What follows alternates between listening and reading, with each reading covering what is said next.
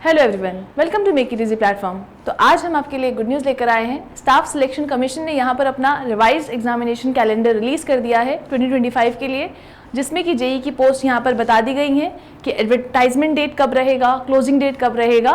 तो आइए देखते हैं। सबसे पहले आप एसएससी की साइट खोलेंगे और वहाँ पे कैंडिडेट कॉर्नर पे जाएंगे।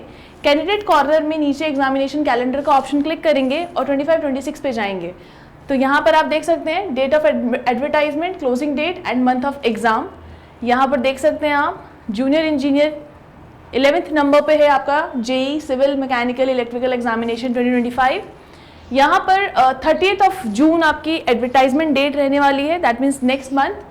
और आपका जो है 21 जुलाई आपका last year closing date of your particular application, मतलब क्लोजिंग डेट ये रहेगा। एडवर्टाइजमेंट की डेट आपका 30th ऑफ जून रहेगा और जो एग्जामिनेशन टेंटेटिव डेट जो है एग्जामिनेशन की वो रहेगी 27th of October to 31st of October 2025। That means approximately आपके पास 6 मंथ्स हैं। 6 मंथ्स भी कंप्लीट नहीं है, 5.5 महीने ही है अप्रॉक्सीमेटली आप लोगों के पास, but it's a good time. आप कह सकते हो कि इतने पर्टिकुलर उसमें भी आप एग्जाम अपने हक में कर सकते हैं। और इसकी रोड मैप कैसा रहेगा अब हम वो डिस्कस करते हैं। तो आइए चलते हैं रोड मैप डिस्कस करने के लिए।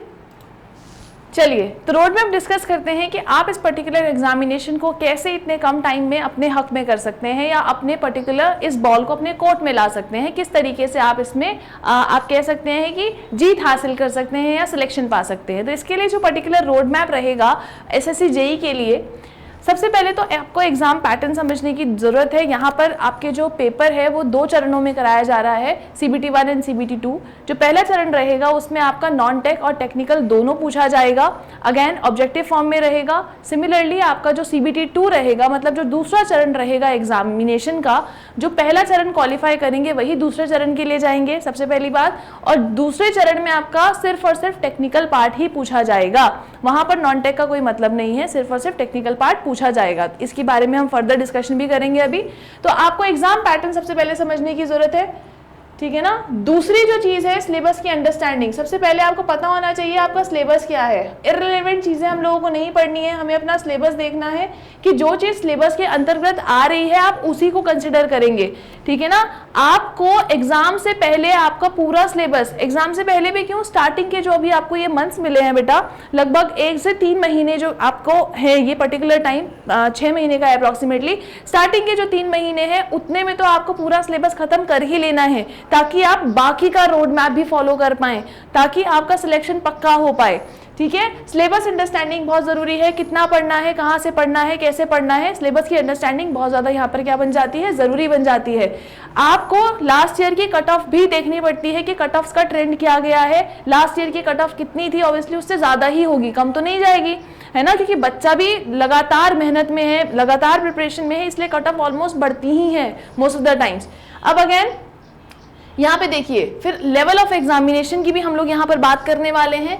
प्रिपरेशन स्ट्रैटेजी एक बार हमने पहले भी डिस्कस किया था, आज भी डिस्कस करेंगे कि किस तरीके से हमारी स्ट्रैटेजी रहनी चाहिए इस पर्टिकुलर एग्जाम को क्रैक करने के लिए, और स्टडी मटेरियल आपको क्या क्या हेल्पफुल रहेगा इस पर्टिकुलर एग्जाम में सिलेक्शन पाने के लिए, ठीक है। तो ये पर्टिकुलर चीजें आपको पता होनी चाहिए। एग्जाम पैटर्न की हम लोग बात करते हैं। अगेन CBT 1 में टेक्निकल नॉन टेक्निकल दोनों पोर्शन आ रहे हैं। यहाँ पे देखेंगे आप 200 क्वेश्चन यहाँ से पूछे जा रहे हैं। 50 क्वेश्चन आपके रीजनिंग से रहेंगे, 50 क्वेश्चन जनरल स्टडीज से रहेंगे और आपके 100 क्वेश्चन यहाँ पर टेक्निकल का रहने वाला है।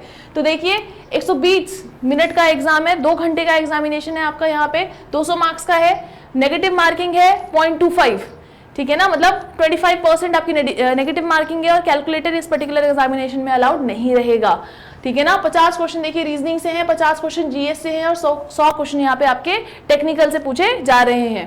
क्लियर है इतनी चीज। प्रत्येक क्वेश्चन यहाँ पर 1 मार्क कैरी कर रहा है। 200 मार्क्स हैं और 200 क्वेश्चन है आप लोगों के पास। 50 मार्क्स रीजनिंग, 50 मार्क्स आपके जनरल स्टडीज एंड 100 मार्क्स आपके टेक्निकल। तो प्रत्येक क्वेश्चन यहाँ पे 1 मार्क्स का है। जो नेगेटिव मार्किंग रहेगी क्वेश्चन गलत करने पे 0.25 पर क्वेश्चन रहेगी। CBT 2 की अगर हम बात कर लेते हैं, अगर आपने पहला चरण क्वालिफाई कर लिया और दूसरे चरण पे आप पहुंचते हैं तो अगेन यहाँ पर आपके 100 क्वेश्चन है और प्रत्येक क्वेश्चन यहाँ पे 3 नंबर का होगा। कितना हो जाएगा, 3 मार्क्स का एक क्वेश्चन आपका यहाँ पर बन जाता है, ठीक है ना। अगेन नेगेटिव मार्किंग भी यहाँ पर बढ़ जाती है, जो कि 0.25 थी पहले, अब कितनी हो गई है, 1/3 हो गई है।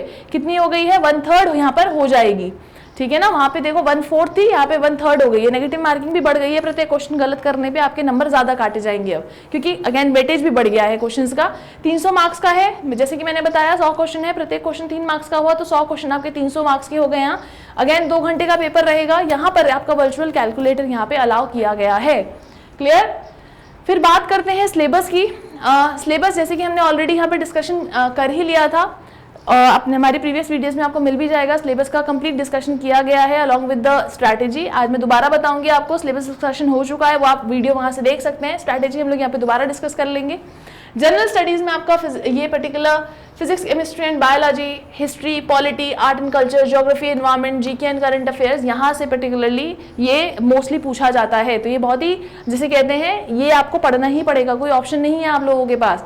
आजकल एक एक मार्क्स से बच्चा रह जाता है, तो मेहनत में सारी चीजें जिसे कहते हैं आपको इंक्लूड करनी है। अगर मेहनत कर रहे हो तो सारी चीजें पढ़ के जानी है, ठीक है ना। एंड विद इन, सिर्फ पढ़नी नहीं है, विद इन द टाइम पढ़नी है। ऐसा भी नहीं करना पढ़ लूंगा पेपर से जस्ट पहले आप पढ़ ही रहे हो, ऐसा नहीं करना है। आपको with in the time span आप इसको कंप्लीट करने हैं कि आपको रिवीजन का टाइम भी मिल जाए, प्रैक्टिस का टाइम भी मिल जाए, है ना, तभी आपका सिलेक्शन पक्का हो पाएगा।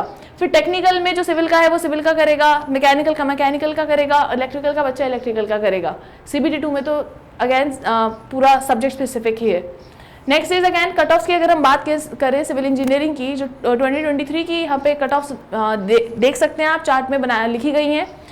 जो आपकी स्पेशल कैटेगरीज हैं, schedule caste, schedule tribe, other backward classes, economically weaker sections, unreserved, handicapped, ठीक है ना, और जो विद डिसेबिलिटी होते हैं, पीपल विद डिसेबिलिटीज, तो डिफरेंट डिसेबिलिटीज, तो उसके अकॉर्डिंग आपकी यहाँ पे कट ऑफ्स दी गई हैं।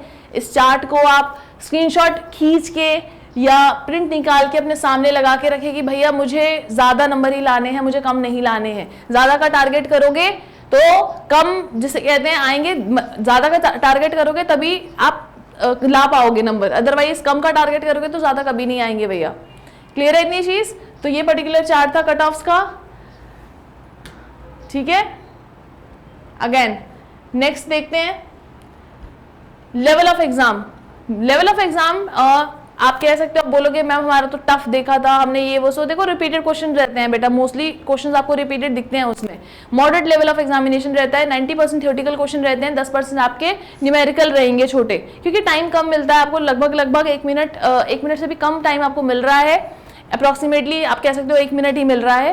तो ऑब्वियसली पेपर का जो वो रहेगा लेवल, उसके हिसाब से मॉडरेट ही रहेगा, ताकि आप उसको सॉल्व कर पाओ with in the time span. Otherwise क्या हो जाएगा, अगर गेट लेवल के क्वेश्चन यहाँ पे आ जाएंगे आप तो कर ही नहीं पाओगे, फिर मतलब बहुत दिक्कत हो जाएगी ना अकॉर्डिंगली। फिर रिपीटेड नेचर ऑफ क्वेश्चंस रहते हैं, तो आप अगेन क्वालिफाई करने का चांस आपका कंपैरेटिवली ज्यादा रहता है। जितने आप PYQs लगाएंगे वो आपके हक में होता चला जाएगा, एग्जामिनेशन आपकी पकड़ बनती जाएगी क्वेश्चंस पे, चाहे आप 0 लेवल से स्टार्ट कर रहे हैं, चाहे आप अभी प्रैक्टिस में है। अभी प्रैक्टिस में है तो ये तो और भी अच्छा है, ठीक है। यहाँ पे प्रिपरेशन स्ट्रैटेजी की अगर बात करें, जैसे कि मैंने आप लोगों को पहले भी बोला था, मेंटल प्रिपरेशन आपकी बहुत ज़रूरी है, ठीक है ना, क्योंकि पढ़ाई कर रहे हो कंटिन्यूसली, कंसिस्टेंसी बनानी बहुत ज़्यादा ज़रूरी हो जाती है। तो मेंटल प्रिपरेशन साथ ही साथ आपको अपने फिजिकल हेल्थ का भी ध्यान रखना है। कहते हैं ना तन मन धन तीनों होने चाहिए पढ़ने के लिए, तो यहाँ पे यही वो मन है, यही वो तन है। आपको इन पर्टिकुलर प्रोस्पेक्ट्स पे काम करना है, फिजिकली भी अपने आप को फिट रखना है, ऐसे नहीं बीमार पड़ गए पढ़ाई नहीं हो पा रही है। तो मेंटल प्रिपरेशन के साथ साथ आपको फिजिकल प्रिपरेशन भी अपनी लोगों की अपनी करनी ही है, ठीक है ना। अगर हम बात करें फर्दर प्रिपरेशन की, तो आप क्या कर सकते हो, मैंने आप लोगों को पहले भी बताया था, आप क्या कर सकते हो बेटा, एक मिस्टेक कॉपी बना सकते हो। जिन भी क्वेश्चंस में आप फंस रहे हो, जिन भी क्वेश्चंस में आप क्या हो रहे हो, अटक रहे हो, लैग कर रहे हो, आप उस मिस्टेक कॉपी में वो लिखिए और हर हफ्ते में उसे एक बार पढ़िए। एग्जाम उसके बाद 1 हफ्ते अगर आप लगातार उसको पढ़ रहे हो तो आपके सबकॉन्शियस माइंड में वो चला ही जाएगा, और एग्जाम से 1 हफ्ते पहले उस पर्टिकुलर कॉपी को पूरा टाइम दीजिए। तो डेफिनेटली जिन क्वेश्चंस में आप अटक रहे हो, फिर आपकी वो गलती वहां क्या हो जाएगी, एग्जाम में रिपीट नहीं होगी और आपके सिलेक्शन के चांसेस वहां पे बढ़ जाते हैं बेटा। इसके अलावा मैंने बोला था जैसे जैसे आप सब्जेक्ट खत्म करते जाए वैसे वैसे फॉर्मूला कॉपी लगाते जाएं, मतलब फॉर्मूला कॉपी सब्जेक्ट के साथ साथ बनाते जाएं। इससे एडवांटेज ये होता है कि आप पेपर से जस्ट पहले आपको पूरी किताब खोलने की जरूरत नहीं है फॉर्मूला पढ़ने के लिए, आप फॉर्मूला डायरी से पढ़ सकते हो। मैं ये चाहती हूँ आप पेपर से जस्ट पहले आपकी जो सिविल इंजीनियरिंग है 50 से 60 पन्नों में आ जानी चाहिए। मतलब आपने पूरा कोर्स पढ़ लिया, पूरा कोर्स पढ़ने के बाद आपने जो शॉर्ट हैंड्स बनाए, अपने शॉर्ट हैंड्स इंसान के अपने ही खुद के होते हैं, मैं नहीं दे सकती आपको, कोई दूसरा तीसरा बंदा नहीं दे सकता है। अपने शॉर्ट हैंड्स इंसान खुद बनाता है अपनी समझ के हिसाब से। तो वो जब आप पूरा कोर्स सिलेबस पढ़ोगे उनके साथ साथ करस्पॉन्डिंगली आप फॉर्मूला कॉपी और शॉर्ट हैंड्स दोनों बनाएं, शॉर्ट हैंड्स भी बनाएं। इससे एडवांटेज ये होगा कि पेपर से जस्ट पहले आपको 12 के 12 सब्जेक्ट की किताबें या कॉपियां खोलने की जरूरत नहीं पड़ेगी, क्योंकि आप क्या करोगे, वही जो 50 से 60 पन्ने आप लोगों ने बनाए होंगे शॉर्ट हैंड्स के, जिसमें पूरी सिविल इंजीनियरिंग समाई हुई है, वो 2 घंटे भी पहले पढ़ोगे तो आपकी पूरी सिविल इंजीनियरिंग आपके दिमाग में रिवाइज हो जाएगी बेटा, ठीक है ना। तो इसीलिए शॉर्ट हैंड्स बहुत ज़्यादा ज़रूरी होते हैं किसी भी एग्जाम्स को क्रैक करने के लिए। जो बच्चे क्रैक करके सिलेक्शन पा चुके हैं आप उनसे भी जाके ये चीज़ पूछ लेना फॉर श्योर, क्लियर। तो ये चीज़ रहती है, बहुत सारे इंटरव्यूअर्स ने ये चीज़ बोली है, बहुत सारे सिलेक्टेड कैंडिडेट्स ने बोली है, जिनका ऑल इंडिया रैंक 1 आया है, वो भी ये चीज़ फॉलो करते हैं, ठीक है ना। एक मिस्टेक कॉपी बनाइए, फॉर्मूला कॉपी बनाइए, साथ ही साथ शॉर्ट हैंड्स भी बनाइए, शॉर्ट हैंड नोट्स बनाइए। इनसे एडवांटेज ये होता है कि आप 2 घंटे पहले एग्जाम से पूरे के पूरे अपनी सिविल इंजीनियरिंग एक ही बारी में रिवाइज कर सकते हैं, जिससे टाइम बचता है आप लोगों का, ठीक है ना, और आप ज़्यादा चीज़ें अगेन होल्ड कर पाते हैं। तो ये 3 चीजें अगर आप कर लेते हैं तो मैं आपको बोल रही हूँ आपका बाकियों के कंपैरिजन में अपर हैंड हो जाएगा for sure, guaranteed upper hand हो जाएगा आप लोगों का, ठीक है ना। तो सिलेबस कंप्लीशन, अब सिलेबस कंप्लीशन में आपको हड़बड़ी नहीं करनी है कि भैया फटाफट सारा सिलेबस खत्म करना है, 1 महीने में खत्म कर दिया। टेक योर टाइम, जरूरी नहीं मैं सिलेबस खत्म करने को बोल रही हूँ जल्दी, इसका मतलब ये नहीं 1 महीने में पूरा सिलेबस खत्म करके देना है, नहीं ऐसे नहीं पढ़ना है आपको पढ़ना है समझ के साथ।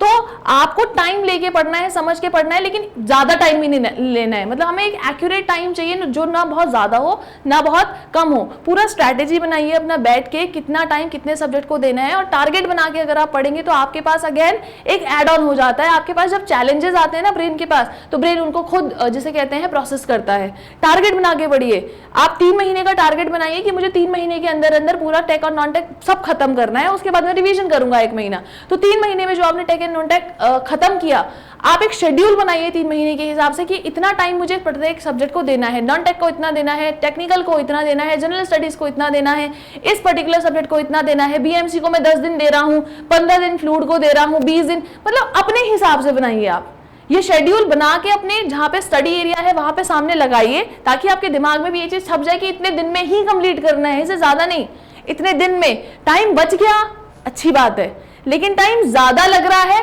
तो ये आपको अगेन मैनेज करना पड़ेगा, रिवाइज करना पड़ेगा। समटाइम ऐसा भी होता है कोई सब्जेक्ट ज्यादा टाइम डिमांड कर रहा होता है, उसका मतलब ये नहीं है कि आपकी कैपेसिटी कम है उसको पढ़ने की। हो सकता है वो सब्जेक्ट कंपेरेटिवली टफ हो आपके लिए। अगर मैं बोल रही हूँ बीएमसी पढ़ रहे हो और सोम पढ़ रहे हो, सोम के लिए आपने 10 दिन दिए थे, बीएमसी के लिए आपने 8 दिन दिए थे। बीएमसी कर लिया आपने 6 दिन में खत्म, बाकी के मतलब अलॉन्ग विद द पीवाईक्यूज। पढ़ने को तो आप उसे 1 दिन में भी पढ़ दोगे along with previous year questions, है ना। तो आपने 6 दिन में खत्म कर दी, लेकिन सोम आपकी 10 दिन में खत्म नहीं हुई, सोम हो रही है 12 दिन में खत्म। तो जो 2 दिन बीएमसी में बचाए थे तो वो आप दे सकते हो ना सोम को। तो ऐसे आपको बैलेंस करना है अपने पर्टिकुलर टाइम को। क्लियर है इतनी चीज। तो अगर आपका 3 महीने में नहीं हो रहा, 3.5 महीने में भी अगर आप खत्म कर रहे हो, तो ऐसे कोई हार्ड एंड फास्ट नहीं है 3 में ही करना है। हर किसी की अपनी कैपेसिटी है, बट पेपर से पहले इतना टाइम रखो कि रिवीजन भी कर लो, प्रैक्टिस भी कर लो, पीवाईक्यूज भी करा लो। हर प्रत्येक सब्जेक्ट खत्म करने के बाद आपको पीवाईक्यूज जरूर लगाने हैं। साथ साथ लगा रहे हो तो अच्छा है, नहीं भी लगा रहे हो तो पूरा सब्जेक्ट खत्म करने के बाद आपको पूरे पीवाईक्यूज लगाने हैं, फॉर श्योर लगाने हैं। एक बार जब आप पूरा सिलेबस खत्म कर लेंगे तो आपको क्या करने हैं, अच्छा सब्जेक्ट के साथ साथ एमसीक्यूज भी लगाते जा रहे हो, पीवाईक्यूज भी लगाते जा रहे हो। एक बार जब आपका क्या हो गया, पूरा सिलेबस खत्म हो गया, तो फुल टेस्ट भी दीजिए, ठीक है ना। तो आपका क्या रहेगा, मतलब ये जो आपकी प्रैक्टिस होगी एक्चुअल, तो वो ऑब्जेक्टिव से ही होगी ना। तो आपको कंटिन्यूअस जिसे कहते हैं ऑब्जेक्टिव के टच में रहना है, ताकि जिस दिन पेपर आपके सामने है आपको लगे ही ना कि आप पेपर दे रहे हो। पेपर से पेपर तक आप इतने पेपर दे दो कि पेपर पे लगे ही ना कि पेपर हो रहा है। आप इतनी प्रैक्टिस में आ जाओगे बेटा, ठीक है। अब देखिए स्टडी रिसोर्सेज की अगर हम बात करें, क्वालिटी लेक्चर्स आप देख सकते हैं, यहाँ पे क्वालिटी लेक्चर्स मिलेंगे, है ना। क्वालिटी लेक्चर्स लेने बहुत ज़्यादा ज़रूरी हैं इस पर्टिकुलर एग्जाम को क्रैक करने के लिए, क्योंकि अगर कोई जीरो से स्टार्ट कर रहा है, उसके पास ना नोट्स हैं ना उसके पास कुछ ऐसा डिलीवरी का सोर्स है, तो आप ऑनलाइन मोड के थ्रू इजीली ये चीज़ कर सकते हो। और मेक इट ईजी भी आपको इसमें पर्टिकुलर हेल्प कर सकता है फॉर श्योर। प्रैक्टिस बुक्स की अगर आप बात करें तो SSC JEE previous year questions आप लोग करेंगे, जो कि बहुत बहुत इंपॉर्टेंट है आप लोगों के लिए। क्या बोला मैंने, प्रैक्टिस बुक के लिए आपको एसएससी जेईई पीवाईक्यूज लगाने हैं, आप यूथ पब्लिकेशन की किताब भी ले सकते हैं, इसमें भी आपको काफ़ी बड़े अमाउंट में जिसे कहते हैं प्रीवियस PYQs मिल जाते हैं इसमें। यूथ कंपटीशन टाइम्स एक अच्छी बुक है, इसमें आपको पर्टिकुलर JEE लेवल की लेना, AE लेवल की मत लेना। तो JEE लेवल की जो यूथ कंपटीशन टाइम्स है अगैन वो आपको एक हेल्पफुल सोर्स हो सकता है यहाँ पे। इसके अलावा काफ़ी बच्चे जिसे कहते हैं बेसिक स्टार्ट करने के लिए गुप्ता से करते हैं, बट अगर आपको PYQs चाहिए तो youth competition time is fine, ठीक है ना। टेस्ट सीरीज़ की अगर हम बात करें तो यहाँ पे आपको ये जो पर्टिकुलर टेस्ट सीरीज़ है ये आप ऑनलाइन मेक इट ईजी के प्लेटफॉर्म से भी ले सकते हैं। अगर आपको कोई और प्लेटफॉर्म सही लगता है तो वहाँ से भी ले सकते हैं, मैं ये नहीं कह रही हूँ यहीं से लो, बट हाँ अगर आपको कोई और प्लेटफॉर्म भी सुटेबल रखता है टेस्ट सीरीज़ के लिए तो आप वहाँ से भी ले सकते हो। पर हम यहाँ मेक इट ईजी में भी ये अवेलेबल करा रहे हैं बच्चों को, और अगैन एग्जाम के पैटर्न के बेसिस पे ये पूरा का पूरा टेस्ट सीरीज़ यहाँ पर डिज़ाइन किया गया है, ठीक है ना।